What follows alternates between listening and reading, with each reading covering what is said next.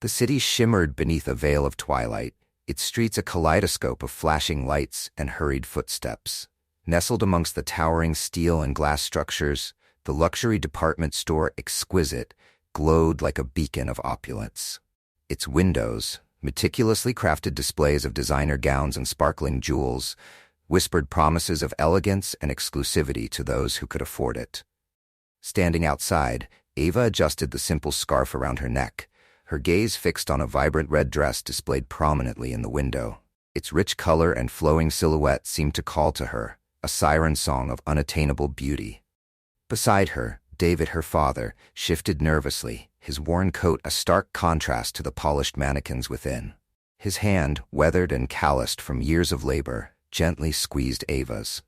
"Ready?" he asked, his voice a mix of encouragement and apprehension. He knew this venture into the hallowed halls of exquisite was more for Ava than for him.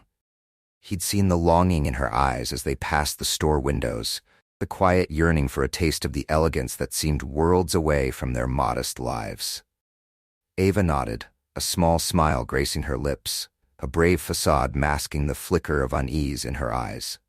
"Ready as I'll ever be," she replied, her voice steady despite the butterflies fluttering in her stomach. They stepped through the heavy glass doors, the chime announcing their arrival like a discordant note in a perfectly composed melody. Inside, the air hummed with a low, almost reverent buzz. The scent of expensive perfume mingled with the faint strains of classical music, creating an atmosphere of hushed opulence. Ava and David were immediately conspicuous, their modest attire a stark contrast to the impeccably dressed clientele. Whispers followed them like shadows as they moved through the aisles, the weight of unseen eyes pressing down on them. Ava tried to ignore the stares, focusing instead on the racks of clothing, the vibrant colors and luxurious textures, a feast for her senses.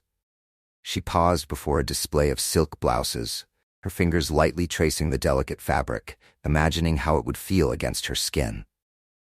A sales associate, Sarah, materialized beside them, her perfectly coiffed hair and designer suit radiating an air of superiority. "Can I assist you?" she asked, her tone dripping with a saccharine sweetness that somehow felt condescending. Ava met her gaze, her own eyes clear and unwavering. "We're just looking," she replied, her voice calm and polite, refusing to be intimidated. Sarah's smile tightened, her eyes scanning their clothes with a barely veiled disdain. "Certainly," she said, her tone now clipped, the pretense of politeness gone. "Let me know if you find anything within your price range." David's jaw clenched, his knuckles turning white as he gripped his cane. The barely concealed insult hung in the air, thick with prejudice and unspoken assumptions. Ava sensed his rising anger and placed a reassuring hand on his arm. "Dad, it's okay," she murmured, her voice low, a plea for calm in the face of blatant disrespect. He took a deep breath, visibly calming himself, but the tension remained, a simmering ember beneath the surface. Ava's attention returned to the red dress from the window display. It hung on a velvet-covered mannequin, its vibrant color a beacon in the sea of muted pastels. She moved towards it, drawn by its bold elegance, a silent defiance against the subtle dismissals she'd endured since entering the store.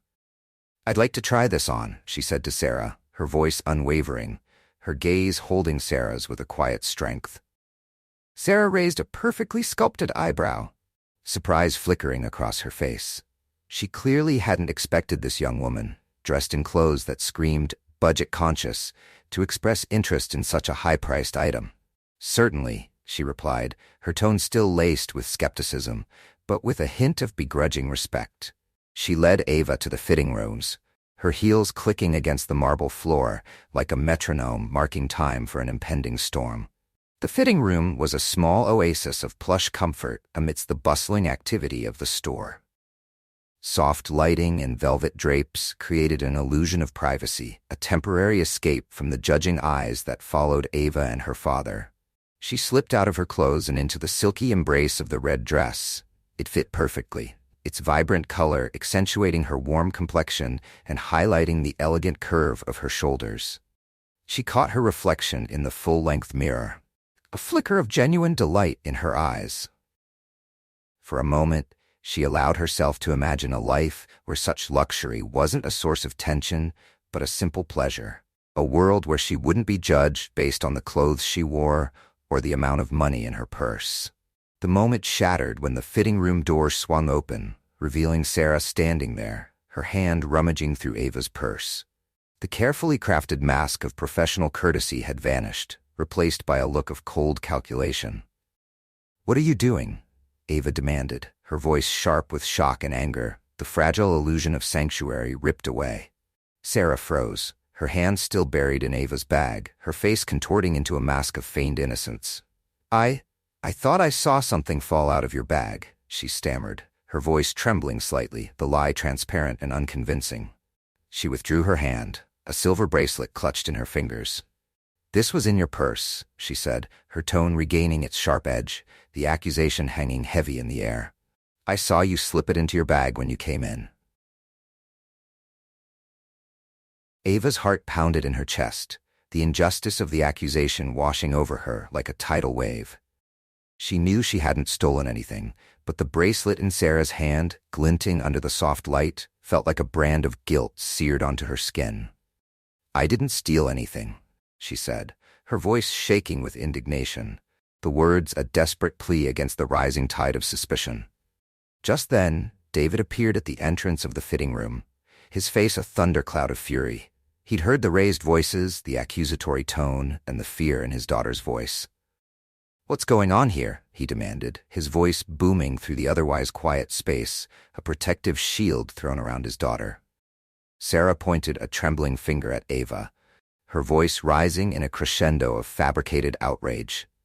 "This woman is a thief. I saw her steal a bracelet from the jewelry counter. I followed her to the fitting room and caught her red-handed."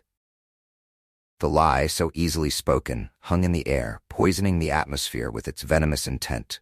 David stepped forward, his eyes blazing with anger, his cane held like a weapon against the injustice he witnessed. "That's a lie!" he roared, his voice echoing through the now crowded hallway.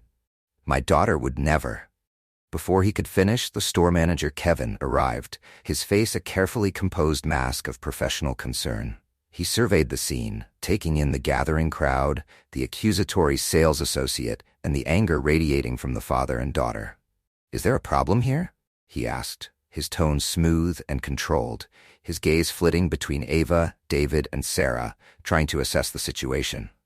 Sarah, sensing the manager's arrival as an opportunity to solidify her fabricated narrative, launched into a dramatic retelling of the events. She embellished her story with carefully chosen details, painting Ava as a cunning shoplifter who had skillfully concealed the bracelet in her purse while feigning interest in the red dress. She described how she had diligently followed Ava, her keen eye catching the subtle movement of Ava's hand as she supposedly slipped the stolen item into her bag.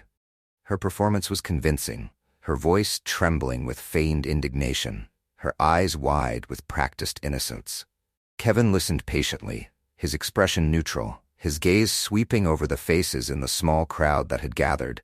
He noted the whispers and sidelong glances directed at Ava and David, the silent judgment already taking root. However, deep down, a flicker of disbelief danced in his eyes. He had seen this type of scenario play out before, the quick judgment, the rush to condemn, the assumption of guilt based on appearance and circumstance. He turned to Ava and David, his voice regaining its professional smoothness. "I understand your frustration," he said, his tone conciliatory yet firm. "But I'm afraid I'll have to ask you to leave." The words, delivered with an air of polite finality, hung heavy in the air, a sentence passed before a trial had even begun. "Leave?" David's voice rose, his anger barely contained, the injustice of the situation fueling his outrage. "After this woman falsely accused my daughter of stealing?" He pointed his cane at Sarah, his hand trembling with barely suppressed rage. "We're not going anywhere until we see the security footage." His words, spoken with quiet determination, echoed the unwavering belief in his daughter's innocence. A murmur rippled through the gathering crowd. The demand, so simple yet so powerful, shifted the dynamics of the situation. Kevin hesitated, glancing nervously at the growing audience.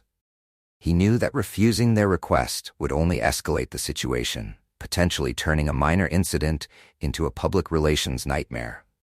The whispers and murmurs around him intensified, fueled by the scent of injustice and the anticipation of a dramatic revelation.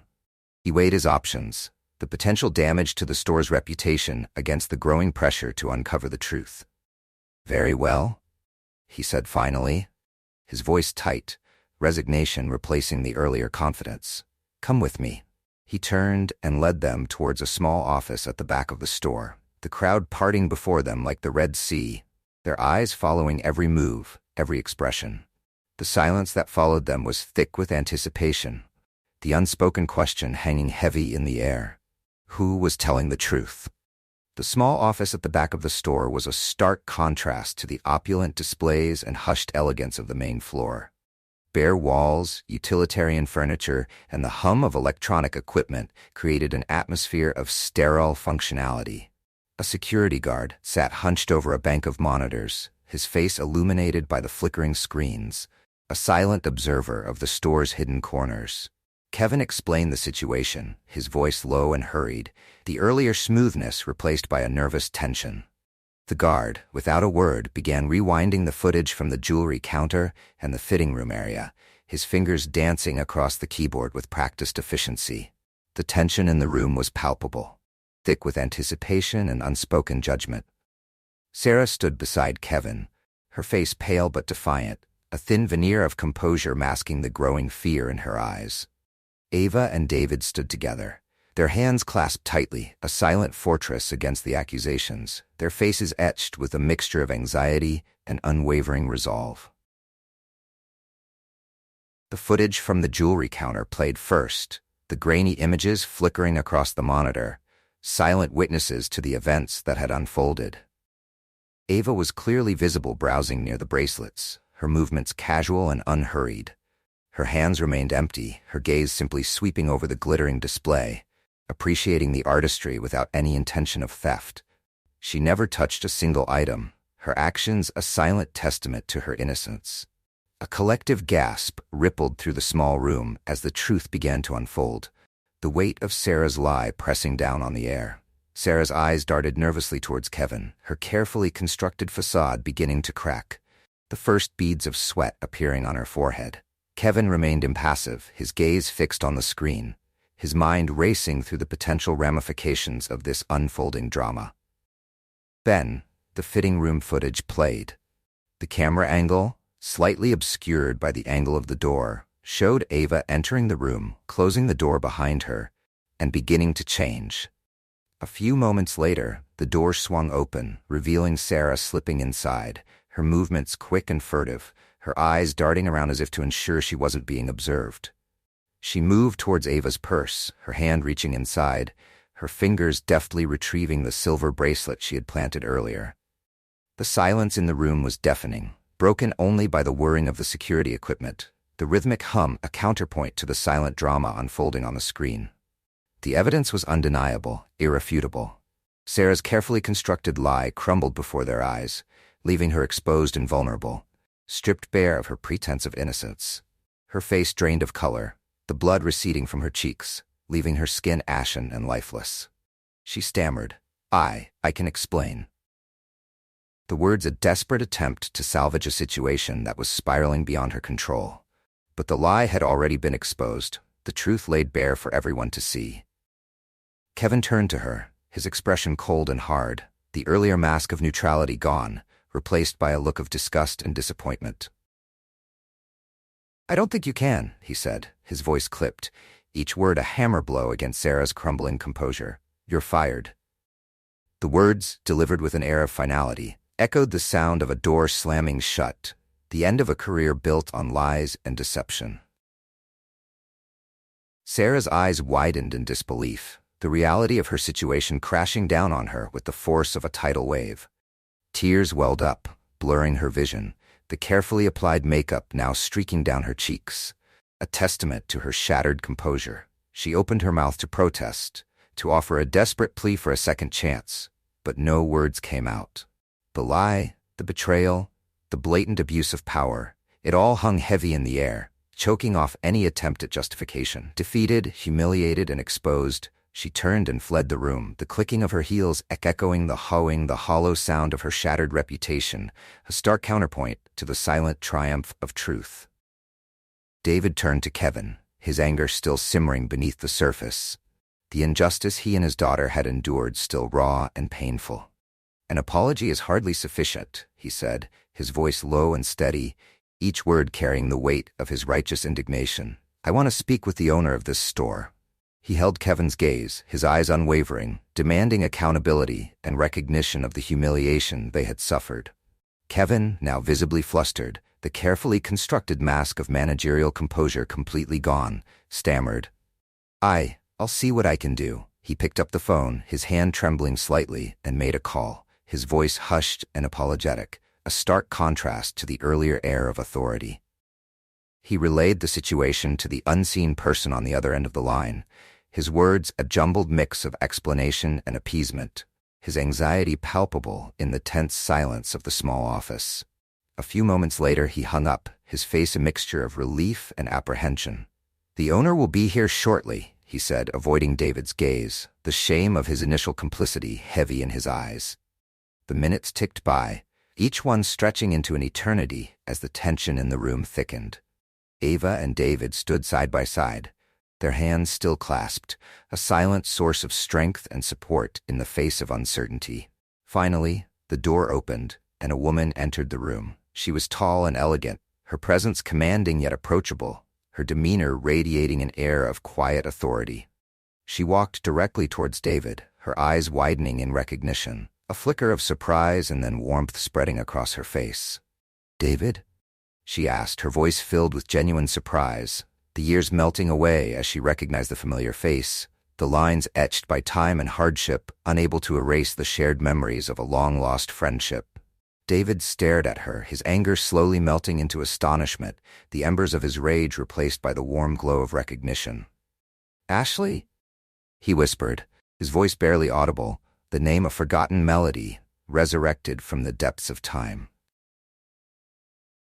Ashley, the owner of Exquisite, was a long-lost friend from David's past, a connection forged years ago through shared struggles and triumphs, a bond that had endured despite the passage of time and the diverging paths their lives had taken. They hadn't seen each other in decades, their worlds seemingly separated by an unbridgeable chasm of social and economic disparity. Now fate, in its cruel and ironic twist, had brought them together in this most unexpected and uncomfortable of circumstances.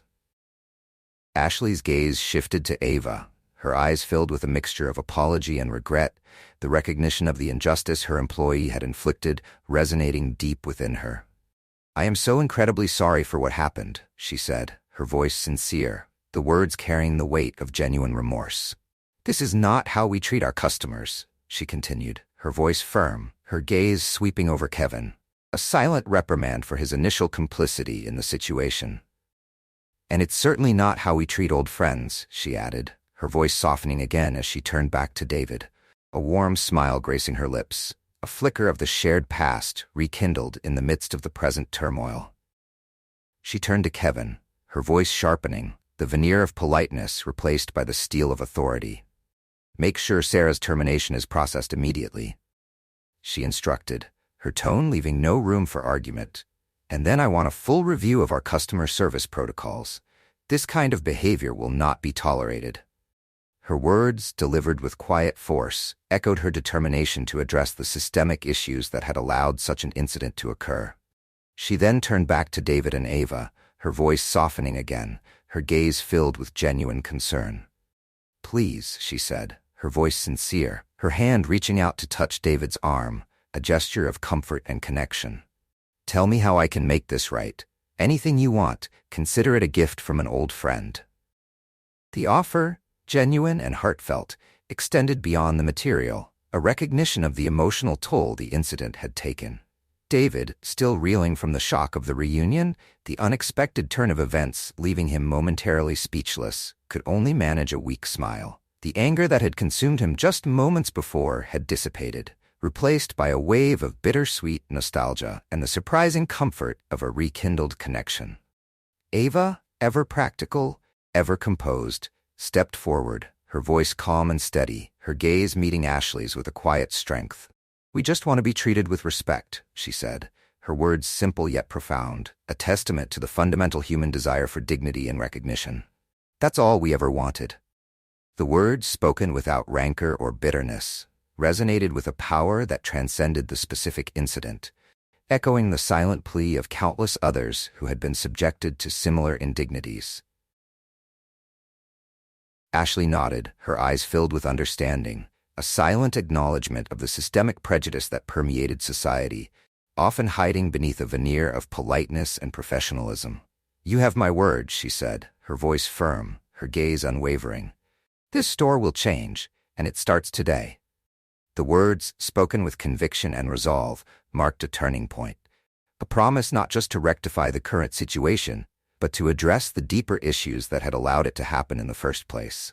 The tension that had filled the room for so long finally began to dissipate, replaced by a fragile sense of hope, a glimmer of possibility in the aftermath of a painful encounter. The price of prejudice had been high, a stark reminder of the human cost of intolerance and discrimination. But perhaps, just perhaps, it had also paved the way for something better, a chance for growth, understanding, and genuine connection. The incident at Exquisite became a catalyst for real change, a reminder that respect and dignity should be afforded to everyone, regardless of their appearance or background. And for Ava and David, it became a story of unexpected reunions, second chances, and the enduring power of human connection in a world often divided by difference.